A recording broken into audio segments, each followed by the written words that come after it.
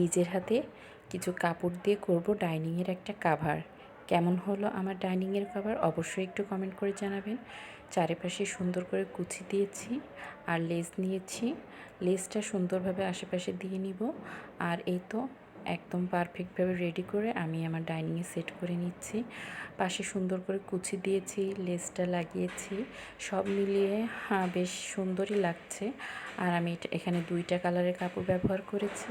আর লেসটা ছিল 10 টাকা গজের লেস, আর কাপড়গুলো ছিল একদমই নর্মাল কাপড়, বেশি হাইফাই কাপড় না। তো আমি সিম্পল কিছু দিয়ে একটা সুন্দর একটা ডাইনিং কাভার বানিয়ে ফেলেছি।